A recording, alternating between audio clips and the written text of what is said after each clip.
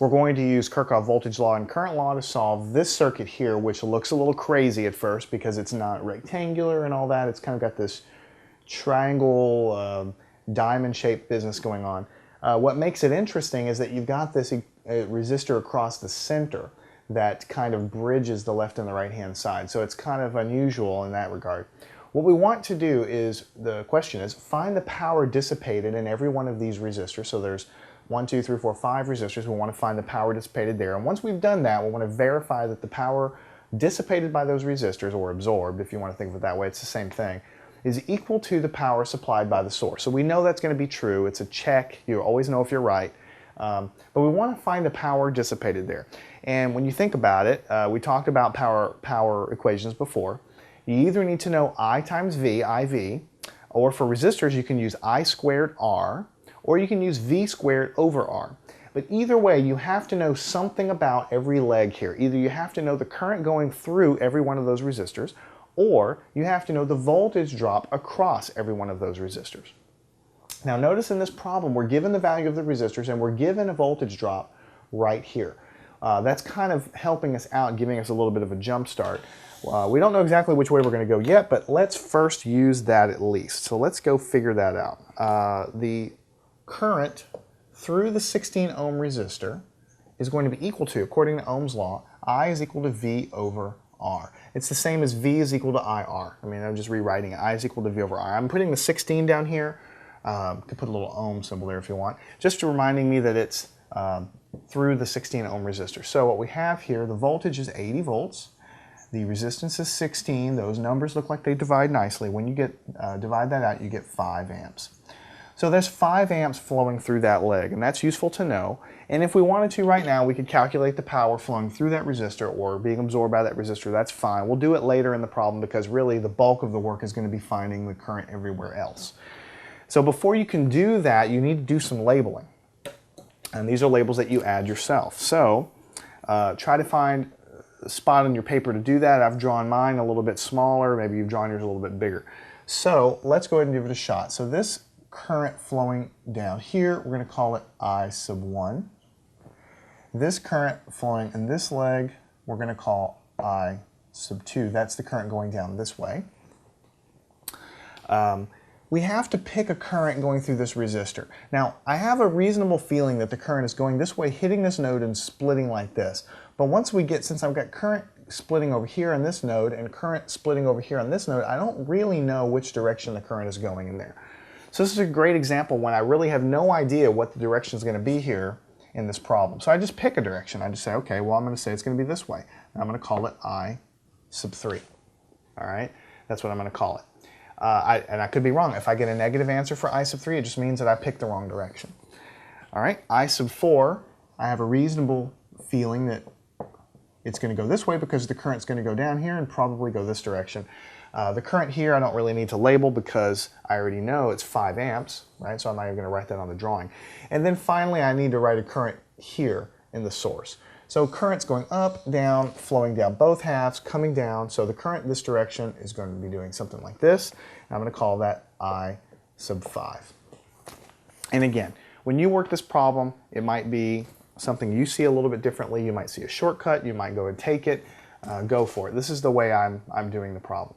So it's a little bit cluttered. I apologize for that. But basically we have current coming out of the source here. We're calling it I5. It hits this node, it splits into I1 and I2, and it hits another node here. We're saying that the current basically on this side is a little bit higher, so it's forcing it over this direction. That's why I label I3 going that way, but it could be totally backwards. We don't know. This current in this leg we don't even need to write because we've already solved for it. And then this guy over here. So if we want to be absolutely clear, we can go ahead and draw 5 amps here, just to be absolute, just to have every leg labeled. So basically when you look at it, we have all of these legs labeled with something because we know we're going to be using Kirchhoff voltage law and Kirchhoff current law. So that's really the only way to proceed here. You always look at a circuit and see if there's something easy you can find. I know the current going here. There's nothing easy that I can figure out because all of the other currents are unknown. So what I want to do is I want to write some node equations. All right. So let's just start labeling them. Let me go ahead and try to use a different color to help us out here. Let me label this guy node A. I'll label this one node B. This is just to help me reference them. I'll label this one C, and I'll label this one D. So notice that there are 4 nodes in this problem, 4 interconnections, basically.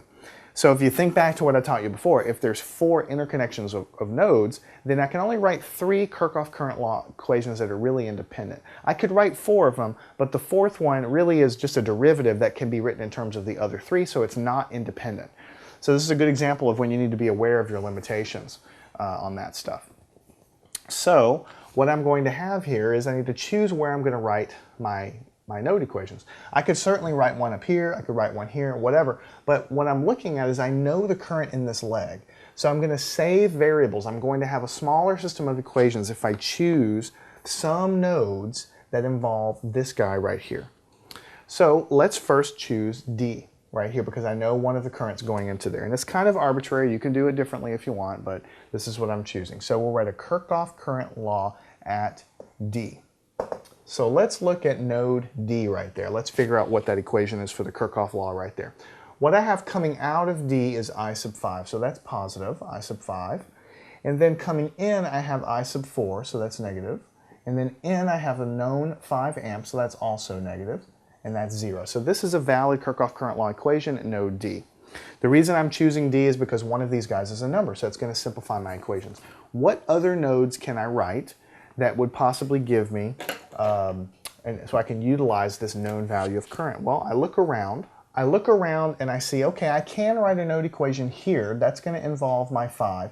Once I write that one, then there's really no other nodes available that I can use that use this known current. So for now, I'm going to write one here at B because I have to pick something else, and then I'm going to also write one at C. So let's write a Kirchhoff current law at node B. All right, and so this guy is going to be coming into B is I1, so it's negative I1. And then coming out, I have I sub 3, because notice that I sub 3 is coming out of B according to my drawing. May be wrong, but that's what I have drawn. Plus I sub 3. I sub 4 is also coming out. I sub 4 is equal to 0. So I have 2 equations. Because I have 4 nodes, I can actually write a third independent equation. So I'll write a Kirchhoff current law at, and I already told you I was going to write it at C. The reason I'm going to write it at C is because I can take advantage of this known current here. So what I'm going to have here, I2 is coming into C, so it's negative I2. What we have here is I3, in this guy here, is coming in, so it's negative I3. 5 amps is known, it's coming out, plus 5 is equal to 0. Now these are the only 3 Kirchhoff current law equations that I can write that are truly independent, because there's 4 nodes I can write 3 equations. Notice that 2 of these 3 equations involve this current here somewhere, and that really helps me because these equations, these 2 here, these are now simpler because they involve a number rather than some unknown here somewhere. So that's why I chose those. For the other equation, the B in the middle, I could have chosen anything. I could have done it at B or I could have done it at A. It isn't going to really matter. I'm just choosing to do this here. So we take stock and we look at where we're at. We have 3 equations. How many unknowns do we have here? We have I1, I2, I3, I4, and I5. So we have 5 unknown variables of current. We have 3 equations. That's not going to cut it. So we need 2 more equations in order to have a chance of solving this system. We cannot write any more Kirchhoff current law equations. We've already discussed that. So we have to go to Kirchhoff voltage law. So we're going to write some Kirchhoff voltage law equations. And now we just need to pick out where to write them. And honestly, you can write them anywhere you want. There's lots and lots and lots of paths here. I mean, you can go through the source and go down this way and all this. But just for the sake of doing this problem, we are going to do 2 loops. One is going to be here, this lower triangle, and the upper loop is going to be this triangle here. So Kirchhoff voltage law, and I'm going to call it BCD. BCD. In other words, BCD, this triangle right there. Let's write a Kirchhoff voltage law. So when we get to C, we turn the corner and come down through this 16 ohm resistor. So we're going in the direction of the voltage drop, so it's going to be a positive sign, IR, which is 5 amps times 16 ohms. And the reason it gets a positive sign is because we're walking along the path in the direction of the voltage drop. So we get here, we turn the corner and go this way. Now we're going through an IR situation, but we're going against the current flow. So really, you visualize, since the current's going this way, You have a positive and a negative here. We are going against that. We're doing a voltage rise. So that's negative IR, I being I sub 4, R being 30 ohms. And the result of all that stuff is going to be 0. So what we have is I3 times 5 plus 5 times 16 minus I4 times 30 is equal to 0. And we'll just take just a split second here in red to tidy this up just a little bit before we write our final equation. So we'll have 5I3 plus 5 times 16 is 80 minus 30 I sub 4 is equal to 0. So that's an equation there. So now we have 4 equations. Now we have to write the 5th equation. So let's write a Kirchhoff voltage law at the top guy. So we're going to call it ABC. Right?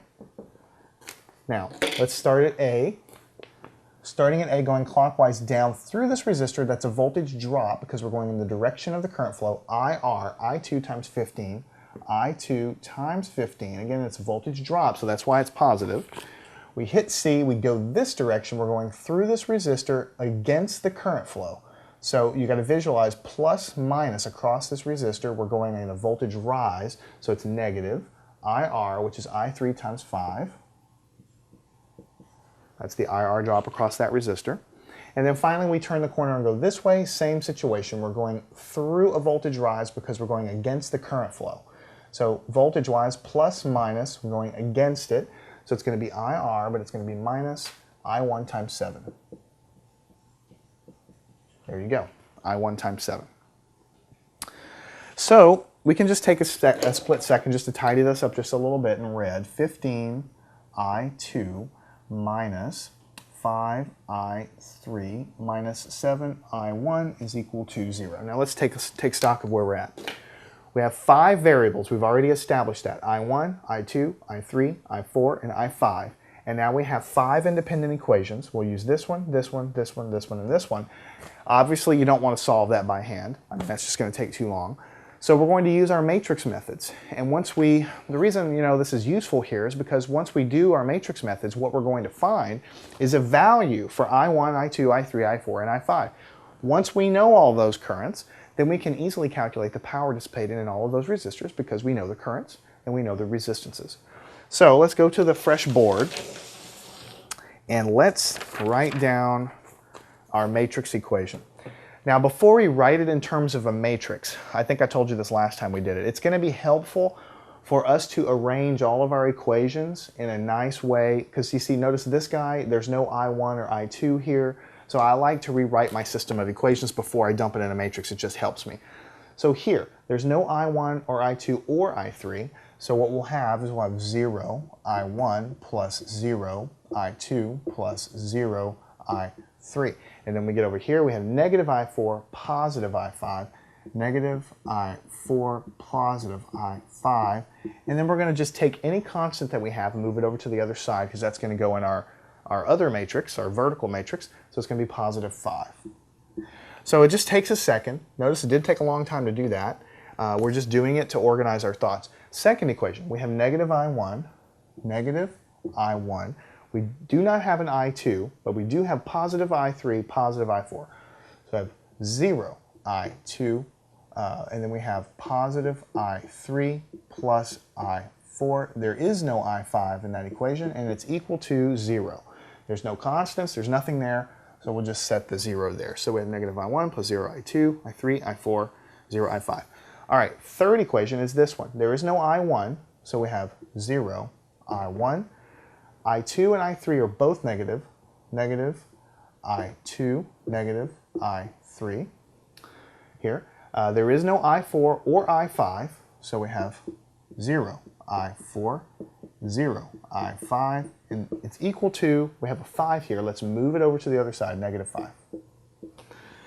All right, now we're going to work with this equation down here. There's no I1, there is no I2, so we'll put 0 I1, 0 I2. There is 5 I3, negative 30 I4, 5 I3, negative 30 I4.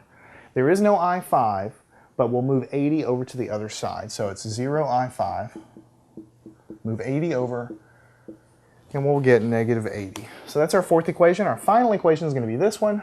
negative 7I1, 15I2, negative 5I3,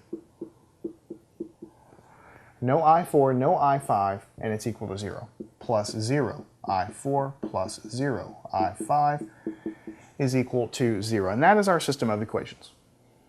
All right, now we're finally ready to solve this guy. And remember what matrix form is. We have a coefficient matrix we're going to call A. We have a variable matrix which describes all of the variables in here, all 5 of them. We call that X. There's no X here, but that just represents all of our unknowns. And that's equal to some column matrix, which is everything on the right-hand side. So now what we have to do is write this matrix using our coefficients, just like this. Now it's quite easy actually because we've already done this. If you don't do this step, then you have to kind of think a little bit more, but here it's very simple. 0, 0, 0, negative 1, 1.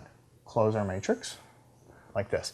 Second line, negative 1, 0, 1, 1, 0. That comes from here. Next line, 0, negative 1, negative 1, 0, 0. Next line, 0, 0, 5, negative 30, 0. Final line, negative 7, 15, negative 5, 0, 0. And that is our coefficient matrix.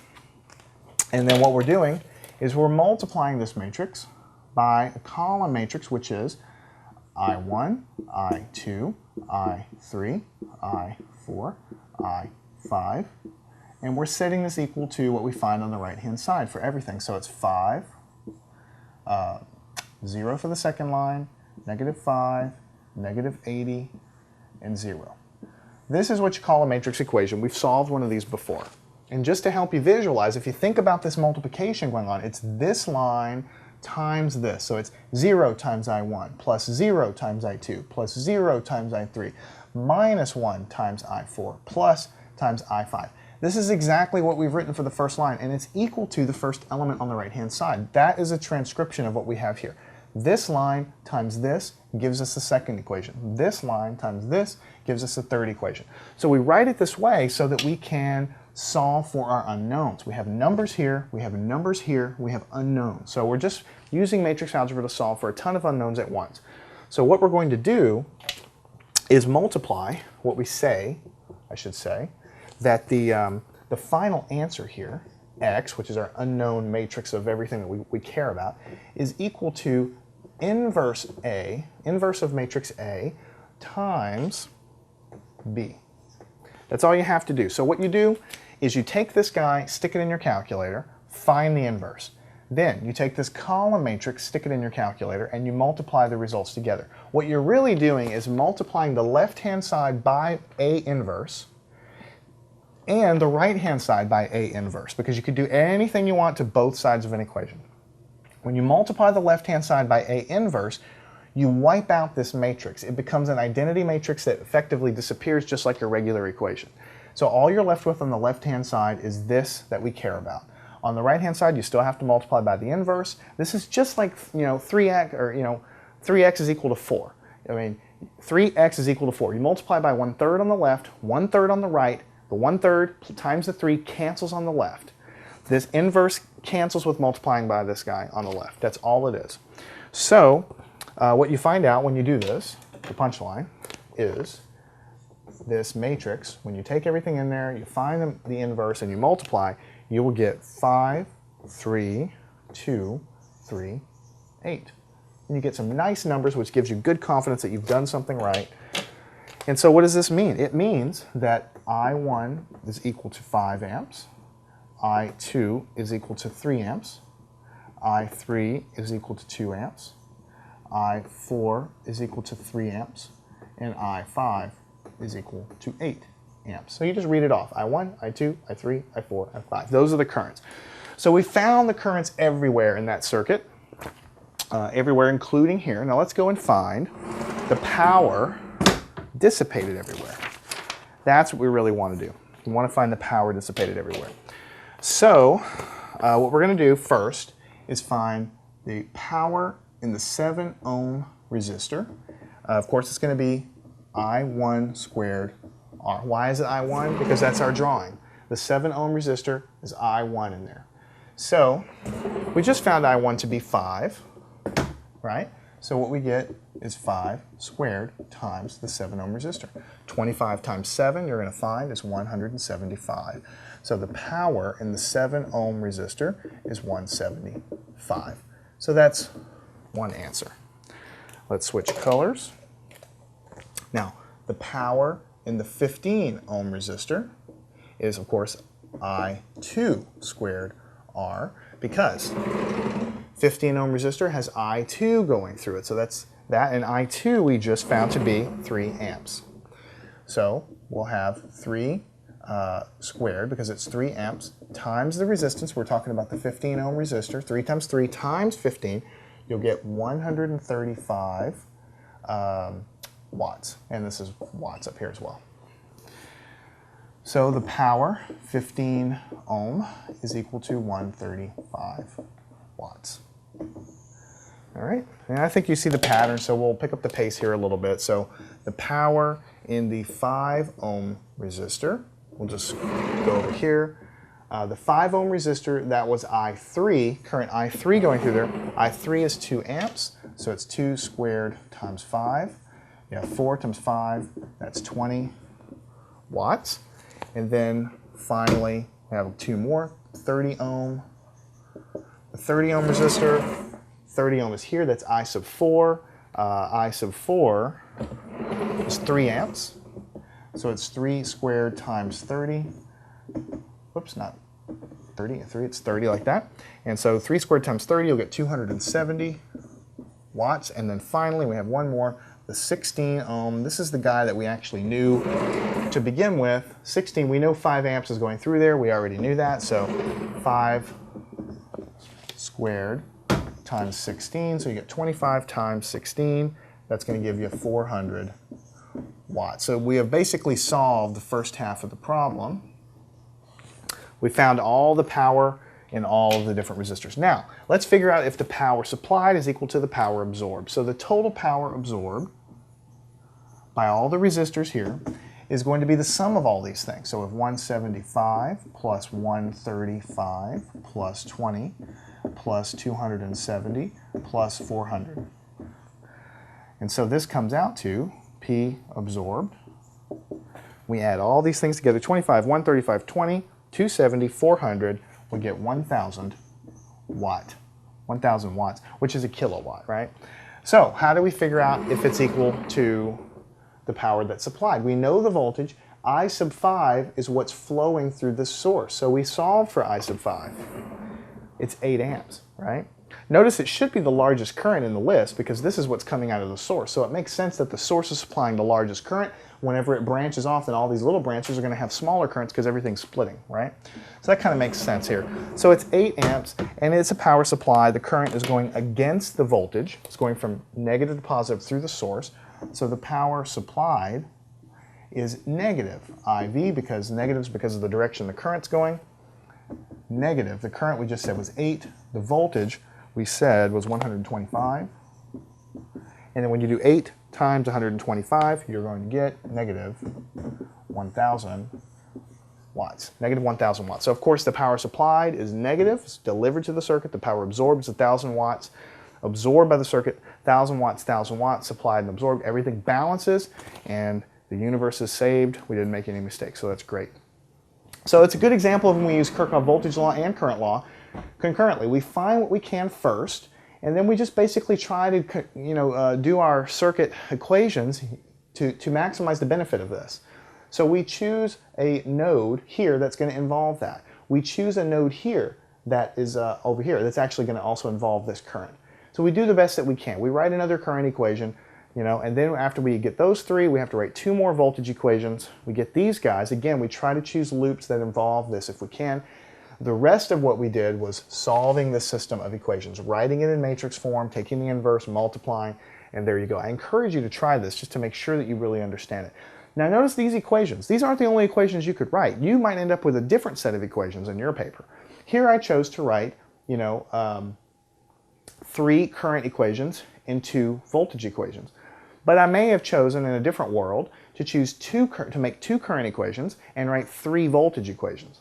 And that's perfectly fine to do. I could have kept these two up here, I could have kept these loop equations here, and then instead of this one, maybe I choose to write a different loop. Maybe I go through here and I come down here and I do a different loop. That's fine. As long as you have 5 equations and 5 unknowns, or however many unknowns you have that many equations. As long as that is true, then you're going to be able to solve your system, and as long as they're independent equations, I've already given you the rules of thumb there. For nodes, however many nodes you have, 1 minus that is the number of independent node equations you can write. For loops, however many loops you have, total loops in the circuit, you can write 1 minus that many number of independent Kirchhoff voltage law equations. Those are the only 2 constraints. So in this case, I write 3 and 2. I might, in a different universe, if I solve this again, 2 current equations, 3 voltage equations, or some other combination. But they should all converge in the same solution. And so that's the most important thing. So solve this problem yourself, work extra problems, go on to the next section with me. We'll continue working problems in Kirchhoff's laws. Learn anything at mathandscience.com.